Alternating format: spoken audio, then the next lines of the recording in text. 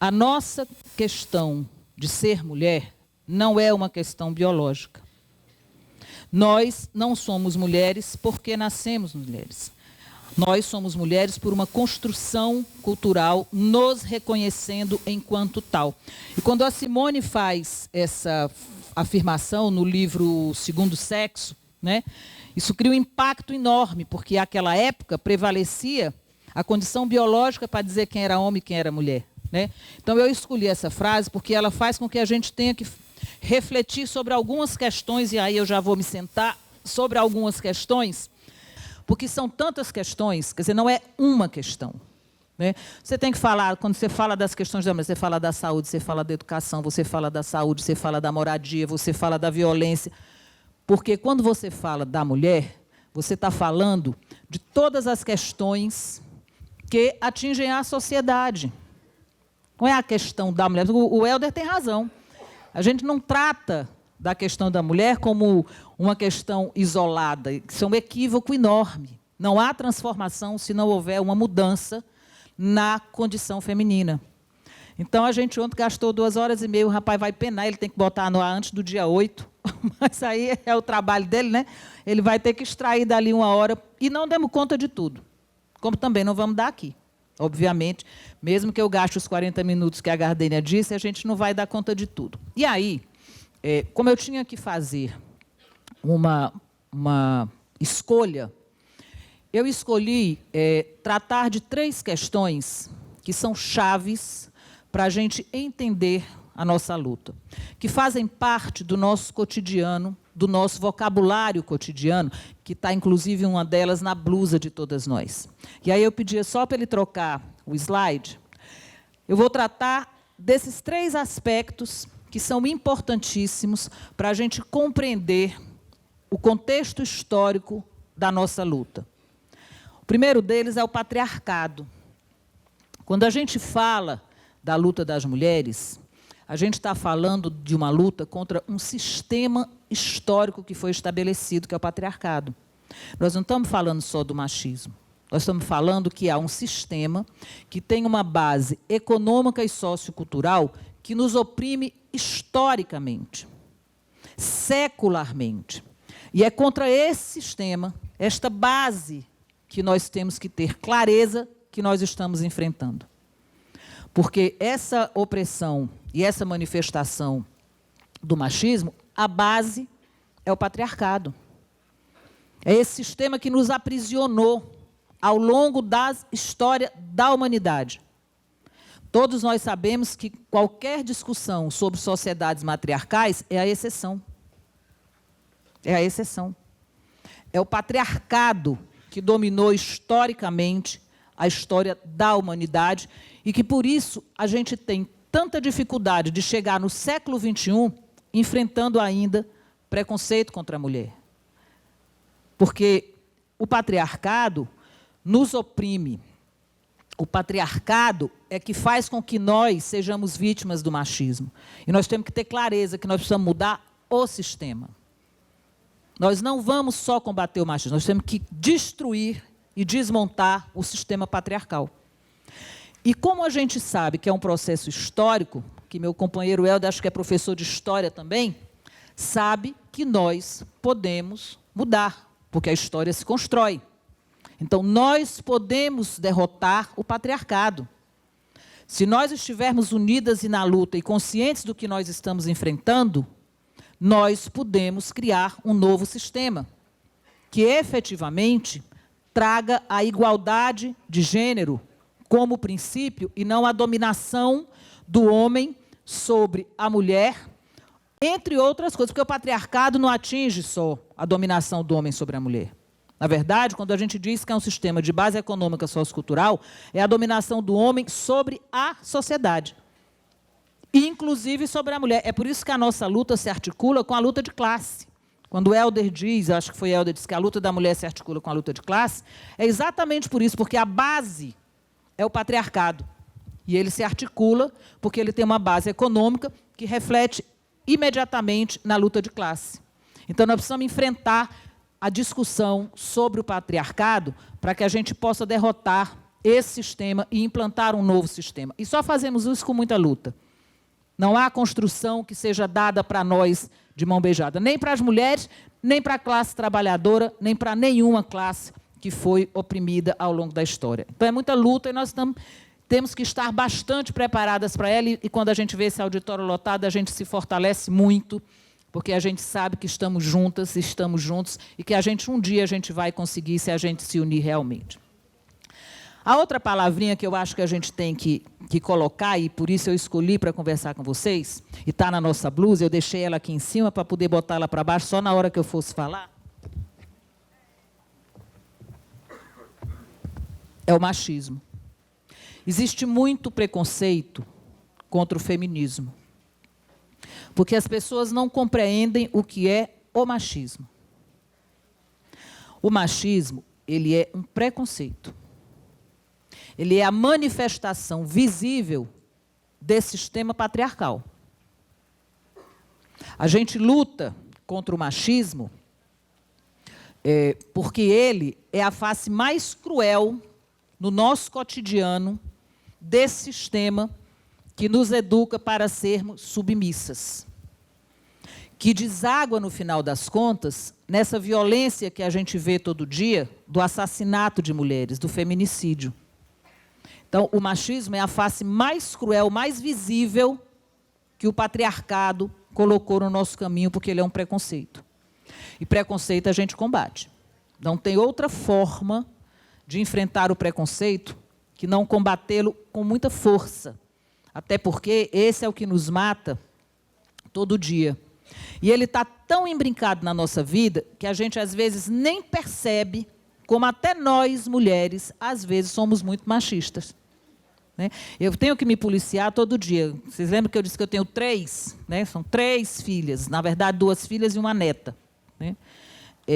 E a gente, sem querer, vai reproduzindo essa cultura de que homem e mulher têm diferenças. Né? Aí, às vezes, eu estou saindo, viajando, para trazer presente para os netos, automaticamente eu vou atrás de quê, para a Duda?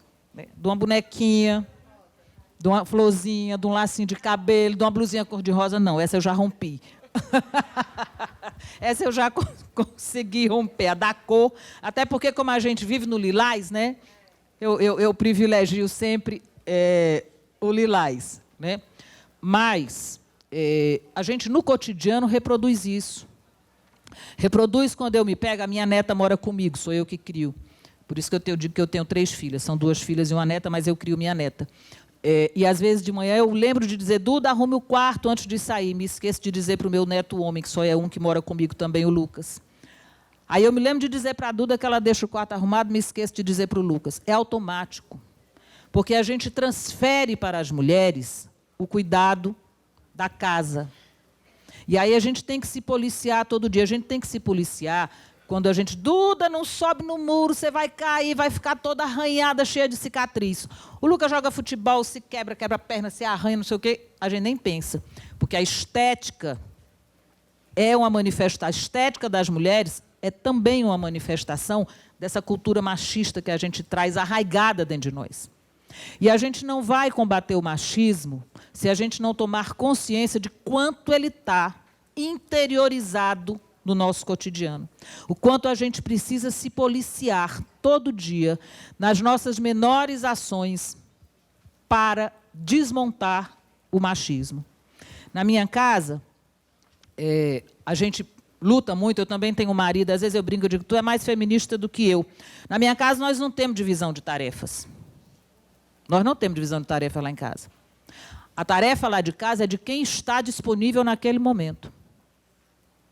Porque quando a gente faz só a divisão de tarefas, a gente está dizendo que tem diferença. E não tem. Se eu preciso vir para cá, e Lucas e Duda estão no colégio e precisa que alguém pegue, ele vai buscar, porque hoje eu não posso. Então, a divisão de tarefa tem que ser algo natural, porque nós somos iguais. Assim como os eventos deles são importantes, os meus também. Então, quem estiver disponível naquele momento, assume a tarefa, porque a tarefa doméstica é de todos, inclusive dos outros membros da família. Não é só do marido e da esposa, do homem e da mulher. É do marido, da mulher, do filho, do neto, de todo mundo. Todos nós. Nós temos que começar a colocar isso no nosso cotidiano. Então, essas são questões básicas que a gente precisa começar a enfrentar para derrotar o machismo. Vou tocar aqui num outro ponto muito importante para derrotar o machismo. Eu adoro quando eu sento numa mesa que a maioria é de mulheres. Porque como o espaço de poder é controlado pelos homens, em geral, as mesas, essas mesas assim, tem mais homem do que mulher. E aí toda a vida o Will, que está sempre comigo, sabe que eu não deixo passar batido, né? Eu tenho que falar da paridade, né? Não posso deixar passar. Eu sou secretária de mulher do PT, o PT é o partido que implantou a paridade, que colocou na agenda a questão da paridade de gênero nas atividades partidárias. Então, lá nós temos que ter mesa que, se tiver 3 homens, tem 3 mulheres. E quando não tem, a gente reclama. E aí eu adoro quando eu sento numa mesa que tem mais mulher do que homem. Porque nós somos maioria. Então, nós temos que ter maioria na mesa, né? De verdade é isso. Né? De verdade é isso. Mas tem... Ei? Mas tá vendo? Ó, vocês viram a reação? Ó, tá vendo? Tá vendo como é que funciona? Né?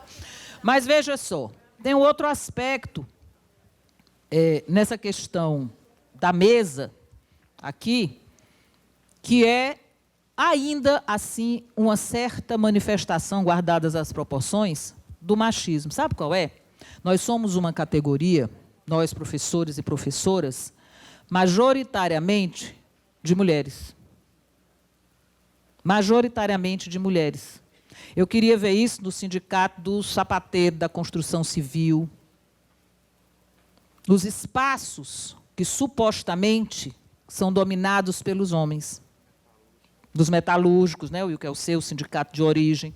Né? Aí a gente não vê isso acontecer. Mas um sindicato de mulheres majoritárias, aí a gente tem essa mesa naturalmente. Né? Porque também seria um absurdo um sindicato de uma categoria que é 70%, mais ou menos, né, 82% de mulheres, aí tivesse um horror de homem aqui dirigindo o sindicato, a gente torcia o pescoço deles. Mas é ainda assim um outro reflexo do machismo. A feminização do sindicato é porque houve uma feminização da categoria. E aí, obviamente, acaba se refletindo no sindicato. Então, assim, eu estou colocando alguns exemplos só para a gente sentir o quanto o nosso cotidiano é recheado em todos os aspectos do machismo. E nós precisamos fazer muita reflexão sobre isso para conseguir romper. Porque a gente faz no discurso, né? O machismo mata, né? Abaixa o machismo. Mas nós precisamos combater o machismo no nosso dia a dia, na educação dos nossos filhos, na relação com os nossos companheiros, seja do ponto de vista profissional. O que é que o machismo faz com a gente no trabalho? Mesmo a gente sendo maioria da categoria, da profissão. Nós sofremos assédio. Nós sofremos assédio até em sala de aula. Nós sabemos, nós sentimos na pele isso. Né? Esse assédio ele se manifesta de várias formas. Quando eu entrei na universidade, eu tinha 27 anos, se eu não me engano, quando eu fiz concurso. Quando eu fiz meu concurso foi antes da Constituinte, foi um dos primeiros concursos da universidade. Meu filho, faz tempo, viu? Faz tempo. Meu concurso, eu já disse aqui, eu tenho 63 anos, eu tenho problema de dizer minha idade, não. Aliás, eu acho que eu sou linda e ótima.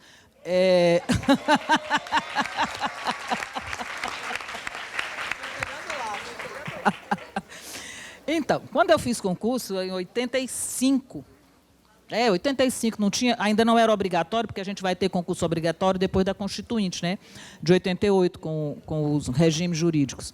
Mas eu, então, era muito nova quando eu entrei na universidade. E eu tinha alunos mais velhos do que eu. Tinha vários, eu era muito jovem, e eu tinha alunos mais velhos do que eu. E eu recebia cantada na sala de aula. Recebia cantada, eu era professora, e os alunos tinham a ousadia de me cantar em sala de aula, porque eu era muito nova, muito jovem. Né? Então, o assédio é permanente. Naquela época, a gente nem tratava disso, porque não existia no nosso dicionário, tá, a consciência do assédio. Mas a gente sofre assédio até hoje, no trabalho. Seja o assédio moral, seja o físico. Seja a violência que a gente enfrenta hoje de forma muito grave nas salas de aula, e a gente sabe o que acontece nos colégios hoje com as professoras, né? A gente acompanha permanentemente essa luta. Então, a questão do machismo, ela é muito grave. E nós precisamos começar a discuti-la no nosso cotidiano, nas nossas pequenas ações. Eu tenho que ficar todo o tempo se policiando mesmo, o que é mesmo que eu estou fazendo, para a gente conseguir fazer com que esse machismo não nos mate. Porque o matar é a forma final, que começa quando ele não deixa eu botar um batom vermelho, usar uma saia justa, uma blusa decotada. Ai, você vai sair assim? Você vai sair com essa saia desse jeito? Ave Maria, essa roupa não está muito justa, muito curta. Você vai chamar muita atenção. O machismo começa assim. Começa com um suposto cuidado. Um suposto cuidado. E não é assim. A gente tem todo o direito de usar o que a gente quiser, e isso não dá direito a ninguém de nos matar ou nos agredir. Então, a fase final é a que nos mata, mas ele começa muito antes, e nós temos que enfrentá-lo no debate diário, no diálogo permanente, com essa palavrinha todo o tempo na cabeça, para retirá-la do nosso cotidiano. Quando eu começo a falar de machismo, eu acabo demorando muito, mas a gente precisa abordar um outro ponto que é muito importante, que é outro termo que está na nossa luta cotidiana, que é a palavra gênero. Essa palavra, depois da eleição desse governo, já antes, mas, na verdade, desde o golpe da Dilma, assumiu uma dimensão muito central no nosso debate. Porque antes a gente tinha ela muito presente nos debates acadêmicos. Mas, para o nosso cotidiano, essa palavra vai entrar mais fortemente depois do golpe que destituiu a presidenta Dilma. E aí a gente sabe o que aconteceu com a nossa presidenta, que a gente diz que o golpe não foi só um golpe de político, mas foi um golpe também misógino, né? Porque focava na mulher presidenta, na sua condição de mulher, e aí a gente começa a fazer esse debate de gênero. Esse debate de gênero, também nas escolas, nós lembramos o debate de que as escolas não podem discutir as questões de gênero, né? Toda a confusão que tivemos sobre esse assunto, como se nós estivéssemos, como é que é colocado? Se nós estivéssemos estimulando a sexualidade das nossas crianças. Esse foi o tom que colocaram, que eu estava querendo dizer que você pode ser homem, você pode ser mulher e você pode ser gay. Esse foi o tom que colocaram na questão das discussões de gênero para proibir que as escolas discutissem a questão da sexualidade, inclusive um assunto importantíssimo, porque é onde a gente precisa fazer a prevenção, onde a gente vai enfrentar o problema das adolescentes grávidas. E a gente não pode tratar disso, né, das questões de gênero, né, que é o absurdo dos absurdos. Mas por que a questão de gênero é importante? Porque a gente precisa compreender do que é que a gente está falando. Aí a gente retoma a frase da Simone de Beauvoir: não se nasce mulher, torna-se. Porque quando a gente vai tratar da questão de gênero, é que a gente compreende melhor que a construção cultural é que me faz compreender o que é o ser mulher. Não é um problema de homem e mulher. A questão de gênero vai colocar que a construção do ser mulher passa pela abordagem de que os corpos, os traços de construção histórica da nossa condição de mulher, da nossa personalidade, eles são uma construção cultural. Quando a gente diz que a gente traz o machismo introjetado, a gente está dizendo que, na verdade, quando eu reproduzo o machismo, eu estou reproduzindo um comportamento de homem. Então, isso não me faz mulher. Por isso que é importante a gente compreender o que é que significa a discussão de gênero e a construção social e cultural da mulher. Para a gente se compreender melhor no mundo. Quando a gente nasce, dizem para a gente assim, homem é forte, mulher é fraca. É frágil, fraca não, frágil, né? Que eles não dizem que a gente é fraca, até porque a gente aguenta dor muito mais do que eles, né? Mas somos frágeis. Homem é forte, mulher é frágil. Mulher é emotiva, homem é racional. Não é assim que a gente é criado? Né? A gente é criado assim. Tem as características que alguém disse para nós que nós temos que ter para sermos mulheres. Portanto, a gente não nasce com essas características.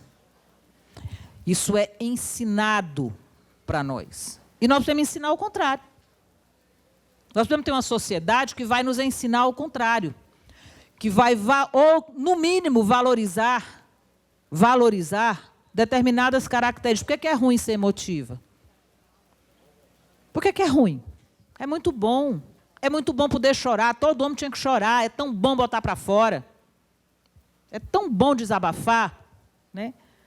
Então, nós temos que compreender que são construções psicossociais que são embutidas e incutidas na nossa afirmação enquanto ser mulher, que diz que nós temos que ser neste padrão.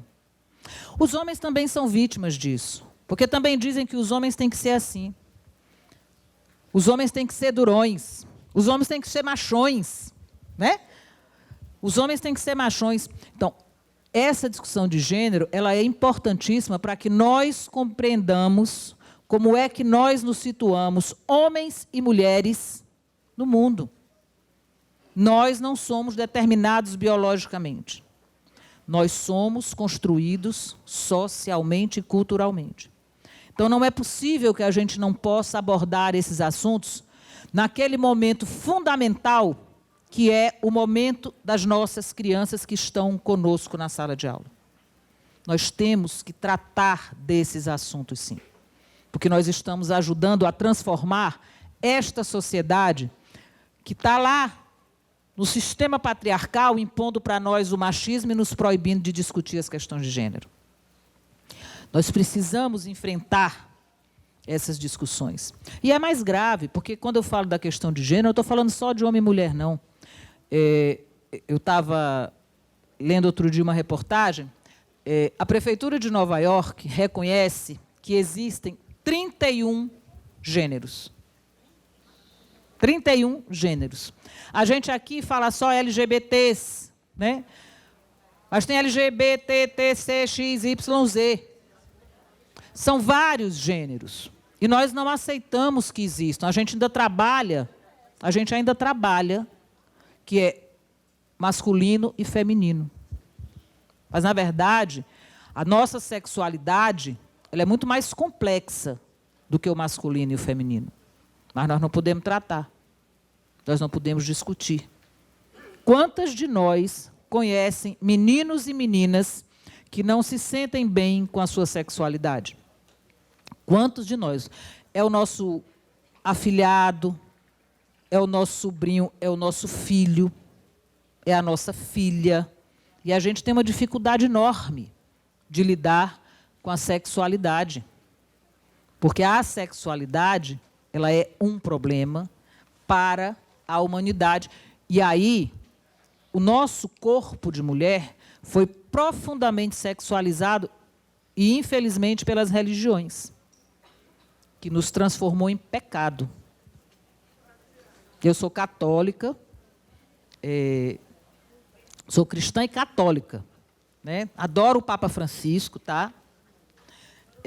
Mas as religiões sexualizaram e pecaminaram os nossos corpos, a nossa sexualidade.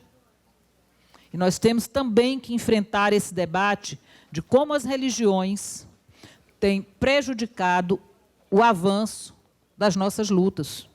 Neste momento em particular, com o crescimento das igrejas neopentecostais, extremamente conservadoras, nós temos que enfrentar também o debate da sexualidade. E nós temos que fazer isso, não é no confronto, é aprofundando a discussão do que é gênero, para romper com preconceitos. Nós precisamos romper com preconceitos. E aí, senão eu vou acabar falando os 40 minutos mesmo, eu vou tentar... porque senão eu acabo falando.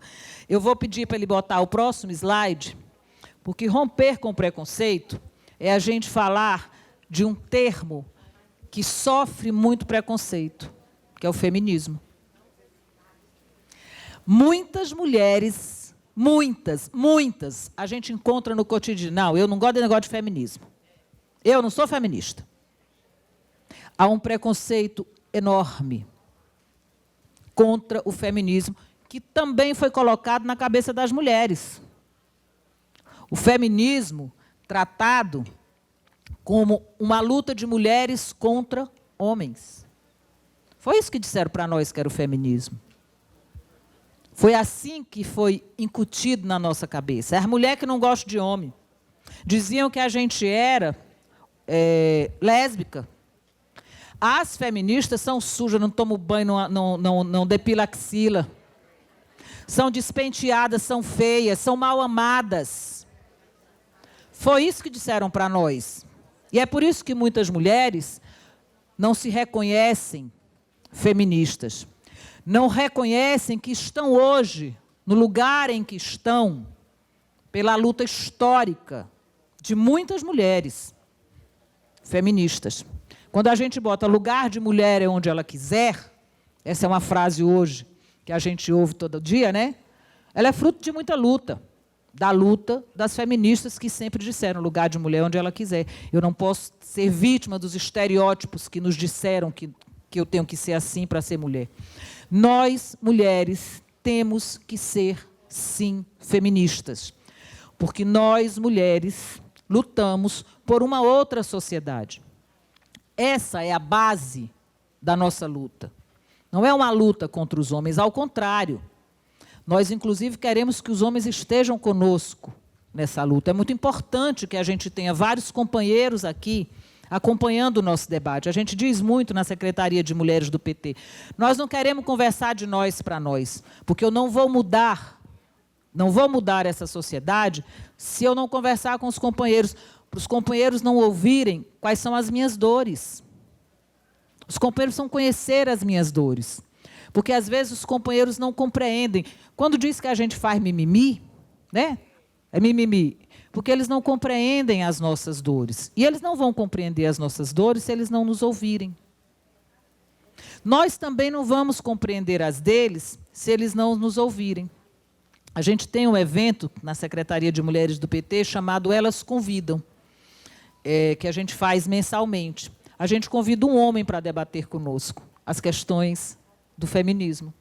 Uma vez por mês a gente chama um homem para debater conosco as questões do feminismo. E a gente ouve muita coisa interessante de como eles não nos conhecem. E não nos conhecem naquela visão preconceituosa de que mulher é muito complicada, não. É que não nos conhecem mesmo enquanto seres humanos. Eles trabalham com uma visão estereotipada das mulheres, porque é assim que eles são criados. Por nós, inclusive. Né? Por nós, inclusive. Criamos homens com uma visão estereotipada das mulheres. Então, é muito importante que a gente possa começar a desmistificar a questão do feminismo. Para que as mulheres possam se assumir feministas e estar conosco no cotidiano da nossa luta. A gente está lutando por igualdade de direitos. Não é contra ninguém. Nossa luta não é contra, nossa luta é a favor. As mulheres lutam a favor. a favor de direitos iguais para todos os gêneros. Porque nós não podemos ter diferença de direitos. Nós temos diferença, sim. Mulher não é homem, homem não é mulher. Isto do ponto de vista biológico. Isto não significa que nós não temos que ter direitos iguais. Eu já estou nos 40.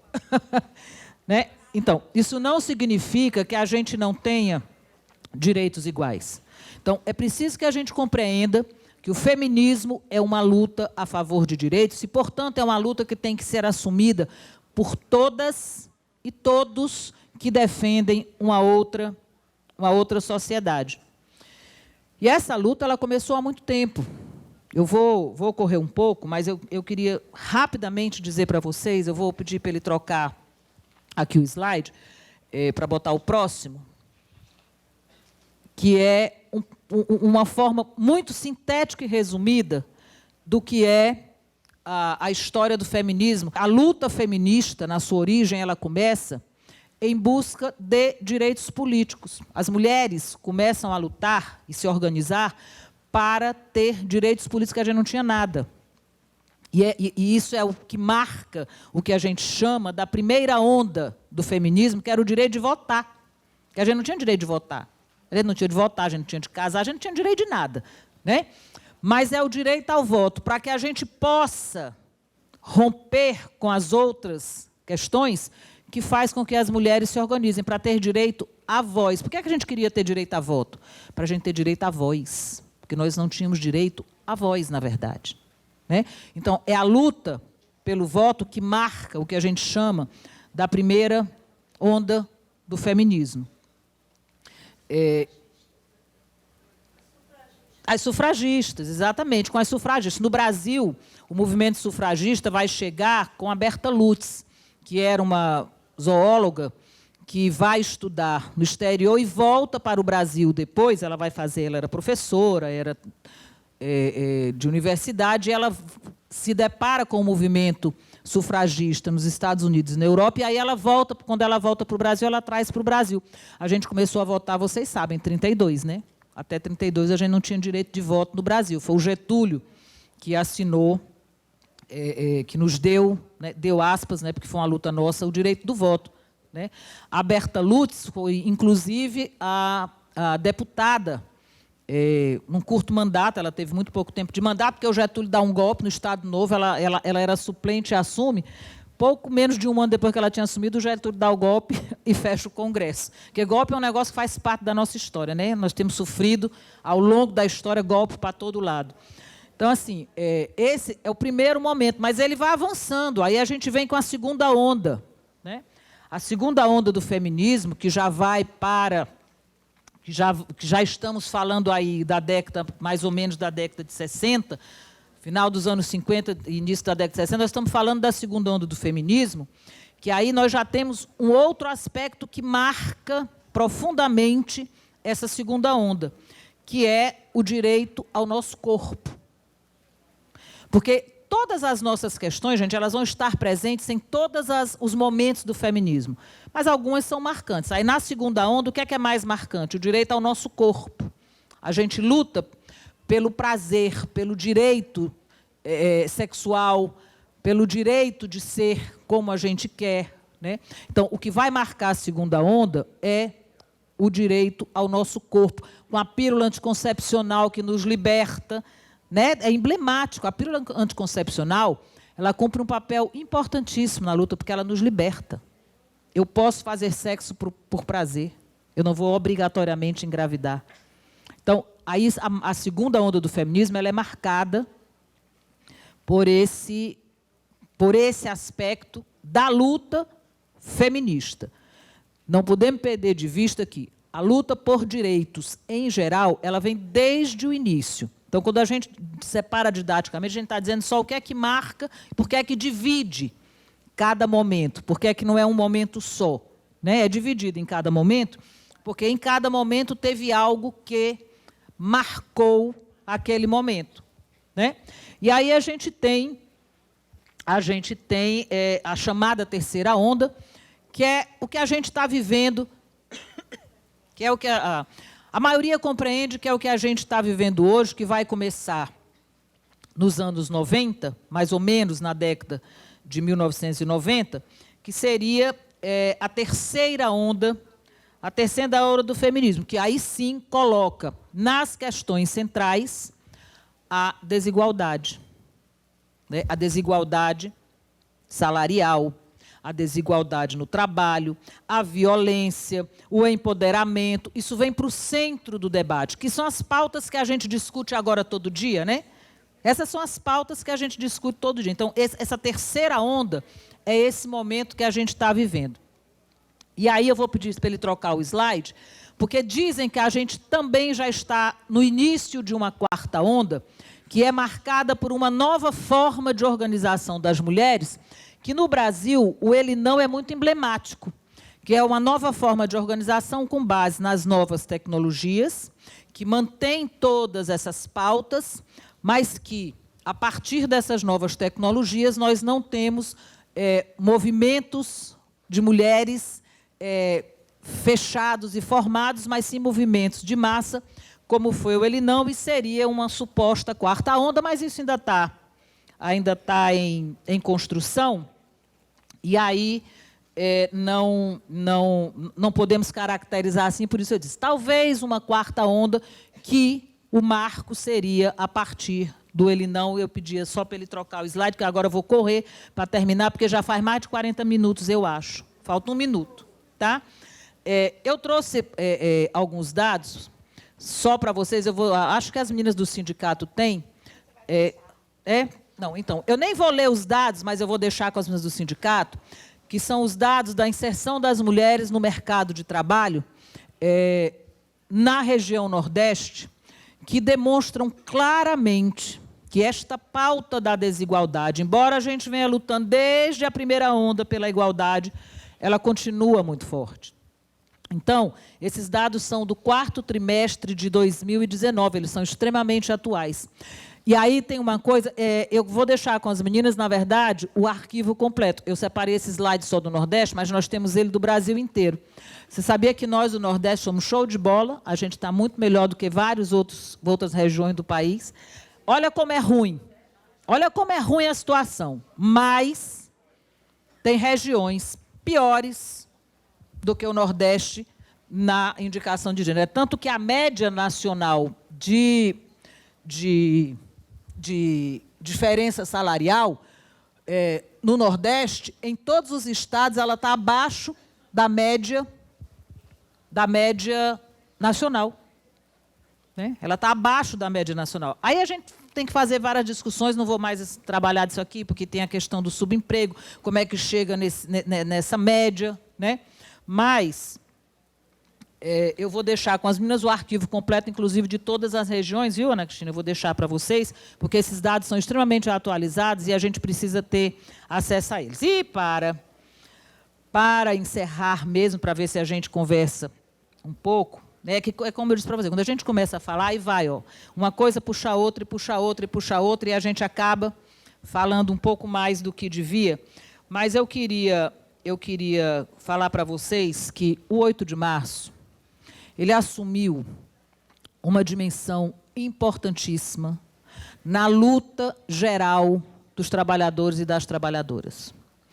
Ele é um marco hoje que dá o norte de como será a nossa capacidade de enfrentamento durante o ano. Isso vem acontecendo já há vários anos, eu quero só que ele troque ali o slide de novo. O 8 de março inicia o calendário de lutas no Brasil inteiro. E o tamanho do 8 de março é a sinalização da nossa organização enquanto classe trabalhadora. Portanto, é muito importante que todas e todos estejamos no 8 de março. Nós vamos ter o 8 de março no próprio domingo. Nós fizemos uma construção coletiva com todos os movimentos organizados de mulheres. Nós vamos ter um festival. O 8 de março, esse ano, vai ser das 13 às 20 horas, na praça ali ao lado do Dragão do Mar. E nós temos são vários momentos, como é um festival, vai ter de tudo, gente. Mas tem 3 momentos que são importantíssimos que a gente participe. Nós temos 3 rodas de conversa muito importantes. Nós vamos ter uma roda de conversa sobre vida das mulheres e enfrentamento à violência, onde nós vamos aprofundar a questão da violência física contra a mulher. Tudo o que está acontecendo, nós sabemos que o Ceará é um dos estados que mais mata mulheres. Nós sabemos que nós não temos uma política de segurança que privilegie a segurança da mulher, que enfrente a violência contra a mulher. Nós sabemos que o governo federal não repassou 1 centavo para a Casa da Mulher Brasileira, que acolhe as vítimas de violência, porque nós temos que ter a prevenção.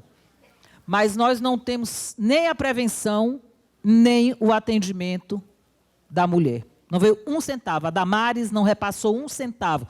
O que esse governo dessa coisa está fazendo com as mulheres não existe. E nós temos que denunciar isso todo dia. E no 8 de março, nós vamos ter uma mesa que vai tratar especificamente da questão da violência contra a mulher.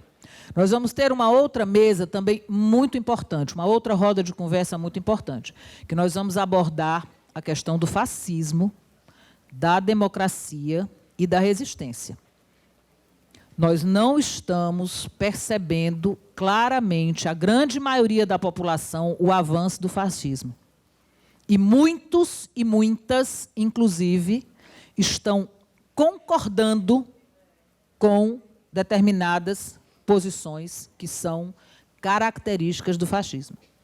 E nós precisamos começar a tratar disso. Mulher não trata só de assunto de mulher. Nós já rompemos isso. Então, nós vamos tratar do fascismo, da democracia e da resistência ao que está acontecendo no nosso país, porque senão depois não tem mais jeito. E vamos ter uma terceira mesa que também é muito importante. Nós vamos tratar dos feminismos. Quando a gente diz que a gente precisa conhecer o feminismo, eu fiz um panorama aqui muito rápido, né? Porque, obviamente, não dava tempo de tratar. Nós vamos ter uma discussão sobre os feminismos. As diferentes visões de feminismo, as diferentes correntes. E quando a gente diz correntes, é porque no processo histórico de construção do feminismo, nós temos várias questões que foram sendo incorporadas. A origem do feminismo não tratava, por exemplo, do problema das mulheres negras, que é uma pauta dentro do feminismo que foi incorporada agora nessa terceira onda. Porque até então a gente não tinha discussão do feminismo negro, porque a condição da mulher negra é diferente da condição da mulher branca. Então a gente tem diferentes feminismos. O feminismo LGBT, porque a questão da sexualidade das mulheres lésbicas precisa ser tratada também na pauta do feminismo. Então, quando a gente diz que a gente vai ter uma mesa sobre feminismos, é porque a gente está dizendo que existem várias abordagens que tratam da diversidade que nós mulheres somos, porque nós não somos uma só. A primeira discussão que a gente tem que fazer é assim, é só um tipo de mulher? Porque se a gente for dizer isso, a gente está retroagindo a questão biológica, né? Então, nós somos diversas mulheres e, portanto, temos diversas abordagens do feminismo. Tá certo? Então, quero fazer um convite muito, muito especial a vocês.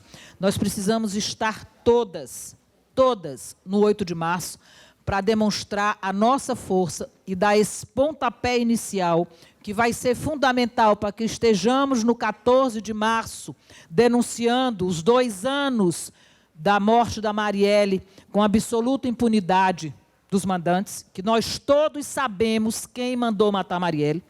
Essa pergunta, nós todos sabemos quem mandou matar a Marielle. Ninguém tem dúvida, mas a gente não prova. A gente só não consegue provar. Né? A gente tinha que fazer igual o Ministério Público, né? Só a convicção. Né? Então, nós precisamos também fortalecer o 14 de março e o 18 de março. Porque no mês de março, o 18 de março, também é um momento importantíssimo. Não é a defesa só da educação, não, gente. É a defesa da educação, É a defesa dos serviços públicos, porque o que estão fazendo é desmontando todos os serviços públicos. O que estão fazendo é destruindo todo o patrimônio público do povo brasileiro. O que estão fazendo é destruindo a nossa frágil democracia. Então, o dia 18 ele é importantíssimo para que a gente possa estar com muita força nas ruas, denunciando tudo que está acontecendo. E aí eu acho que todos os que abordaram a questão de gênero, eu acho que nós temos um caminho para tratar isso nas escolas. Eles transformaram a questão de gênero numa questão da sexualidade. E nós não estamos falando de sexo quando falamos de gênero. Nós estamos falando de construção social de seres humanos, homens, mulheres ou qualquer outro gênero. E eu acho que é essa abordagem que nós temos que privilegiar na nossa discussão. E ela não precisa ser feita para a gente colocar no currículo que tem aula de gênero, ou de educação sexual, ou do que for. Nós podemos tratar isso nos nossos temas cotidianos. Quando eu vou preparar uma aula, se eu for professora de português, tá? O autor é Machado de Assis, eu posso abordar a questão de gênero. Eu posso abordar na aula de história, ao falar da história das lutas dos escravos e das escravas. Eu posso abordar. Então, o que nós temos que ter na matemática, nós podemos dizer na matemática, as mulheres são a maioria da população. Vou tratar de porcentagem? Aí a gente aproveita e diz, as mulheres são a maioria da população. Cabe a nós, é por isso que nós somos professores e professoras. Nós temos que ocupar esses espaços didáticos, porque nós temos uma restrição. Nós temos uma base curricular que nós temos que seguir. Na universidade também, eu tenho um currículo do curso de comunicação que eu era obrigada a seguir, e nem por isso eu deixava de discutir, e isso, ó, gente, em que época que eu sou professora? Desde os anos 80. Né? E a gente tinha que discutir a hegemonia do monopólio da mídia no Brasil, e a gente colocava lá e discutia, esculhambava a Globo. Né? Como hoje a gente tem que discutir o domínio das redes sociais. Cabe a nós. Nós somos professoras e professores porque somos competentes para colocar na agenda das nossas aulas a agenda da contemporaneidade com a abordagem que ela deve ser feita. Então, essa é a nossa luta. A gente não pode ficar amarrado naquilo que a escola, sim, como uma instituição reprodutora do sistema, é isso mesmo. A escola é uma reprodutora do sistema. Mas não pode nos impedir de lutar. Porque ninguém nunca vai dizer assim, não, agora você pode falar, tá? Nunca na história isso aconteceu. Nós temos que conquistar os espaços. Então, cabe a nós, com a nossa capacidade, fazer com que esses temas venham à tona nas nossas aulas. Do português à educação artística, a gente pode tratar das questões de gênero, fazendo a abordagem correta para desmanchar a distorção que foi feita por eles de um assunto importantíssimo para as nossas crianças, jovens e adolescentes. A gente não vai, eu falei rapidamente, nós não vamos diminuir o índice de adolescentes grávidas se a gente não tratar das questões de sexualidade, recolocando a questão de gênero no lugar, para a gente poder falar da sexualidade sem preconceito. Porque senão, quando a gente for tratar da sexualidade, ela vai vir eivada dos preconceitos. E nós estamos correndo um risco muito grande. Você sabe que a louca da Damares agora não quer que ninguém tome pílula, né? É não fazer sexo. Maravilha, adorei aquela meme. Ó, eu sou de esquerda, eu faço sexo. Direita é que não faz, né? Né? Por favor. Então, nós precisamos romper, tratar as questões de gênero em todas as matérias e recolocar a discussão da sexualidade das nossas crianças e jovens, porque isso é uma maldade, uma crueldade que fazem com as nossas crianças. Bom, então, com relação à questão de gênero é isso, eu estou aqui controlando o tempo, estou com 4 minutos e 18. Eu agora vou cometer uma improbidade, tá? Eu adoro futebol e eu sou vozão. Yeah! A maioria, né? Mas olha só. Também no futebol. Ela tinha que ter um defeito. Mas também no futebol, o machismo se manifesta de forma muito forte. Ele não vai se manifestar, não é só nas vovozetes, não. Eu não sei como chama as do Fortaleza que agita aquele bichinho. Leãozete, é? Que no Ceará chama vovozete, eu não estimulo as vovozetes. Tricolindas, pois é. Cada um tem um nome pior que o outro, mas olha só. O espaço do futebol é um espaço dos homens. Não nos era permitido gostar de futebol. Eu adoro futebol. Eu não vou para o estádio porque eu não consigo enxergar a bola, que eu fico muito nervosa. Aí eu assisto na televisão para poder ver o replay.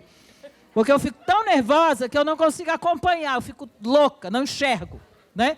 Aí eu assisto na televisão, raramente vou ao estádio, mas eu adoro futebol. O que é que acontece? Outro espaço onde se manifesta quando quando a CBF não estimula o futebol feminino. Porque não tem que ter, a gente não tem que torcer só para o time masculino, não. A gente tem que torcer para o time das mulheres. A gente tem que valorizar a Marta.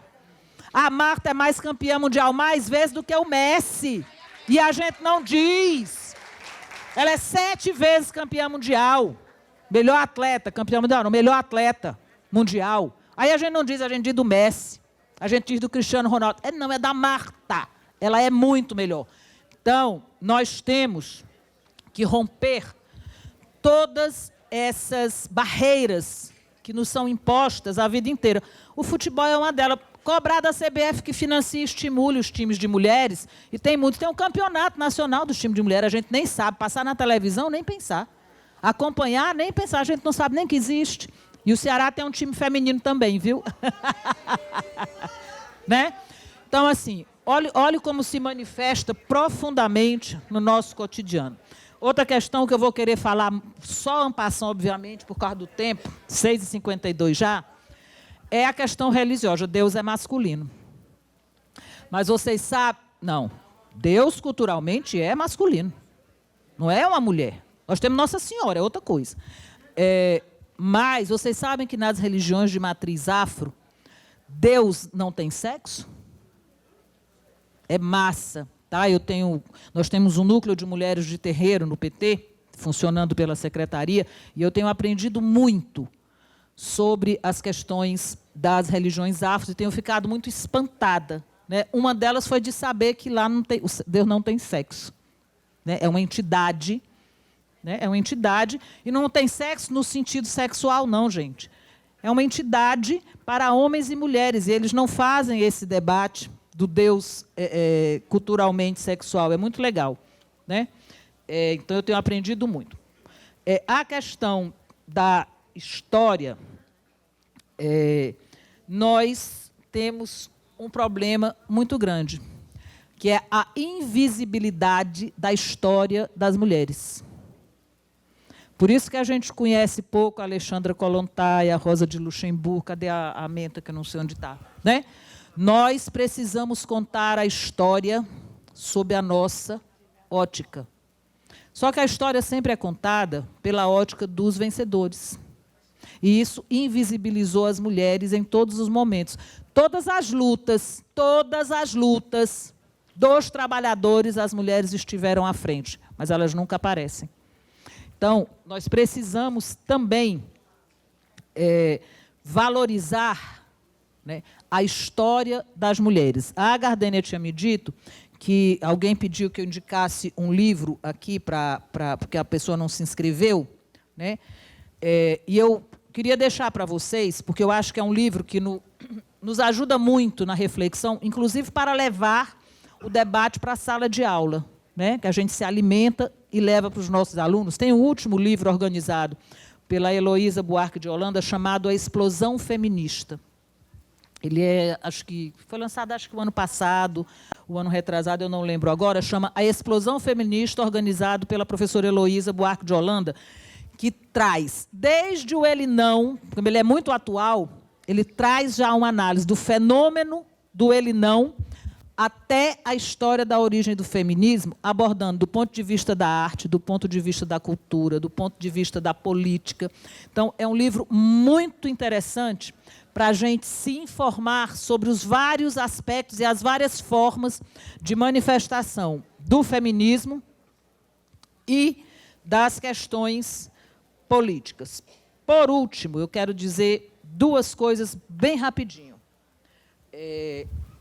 Nós temos eleições em 2020. No PT, nós temos um programa, um projeto que a gente desenvolve chamado Elas por Elas, onde nós estimulamos as candidaturas de mulheres. E não é a candidatura de mulher para se contrapor às candidaturas dos homens. É que nós precisamos ocupar os parlamentos, porque os parlamentos são locais de fala. E nós precisamos ocupar os parlamentos para colocar a nossa agenda na agenda pública. Por que é que a gente não consegue? Porque nós não temos mulheres no parlamento. Se você somar câmaras, assembleias, Câmara Federal e Senado, nós somos 10% da representação parlamentar. O que tem maior representação é a Câmara, com 17%, que dá, acho que umas 70 deputadas só, nem lembro agora o número exato. Então, a nossa representação no parlamento, que é um lugar de fala, é muito baixa. Então, nós temos um projeto de estimular as candidaturas femininas para que a gente possa fazer essa luta. Nós somos a maioria da população e a nossa agenda não é discutida. E a nossa agenda não é só a nossa pauta. É uma pauta que nós já discutimos aqui, que interessa a toda a sociedade. E, além disso, tem uma outra coisa que foi colocada aqui. Nós precisamos nos organizar em coletivos de mulheres. Não há como fazer a luta sem organização. Então, precisa ter os coletivos. O PT tem a Secretaria de Mulheres, os outros partidos também. Os sindicatos, a CUT tem a Secretaria de Mulheres, nossa companheira Mariinha de Canindé assumiu a secretaria agora na nova direção. Nós precisamos nos organizar nos coletivos, porque a luta precisa ser organizada. E, mais uma vez, agradecer muito a oportunidade que vocês me deram de estar aqui. Maravilhoso estar com vocês aqui, vendo essa força do Sindiúti, que a gente vê na rua, em todas as mobilizações de rua, a gente vê o Sindiúti, né? Então, a gente sabe, né? A gente sabe da força que o Sindiúti tem. Então, só agradecer muito a paciência de vocês, né? E agradecer muito a direção do Sindiúti e as companheiras pela oportunidade de fazer esse debate com vocês. E no dia 8 nos encontraremos todos lá na Praça do Dragão do Mar para fazer um grande 8 de março. Um abraço a todas, muito obrigada.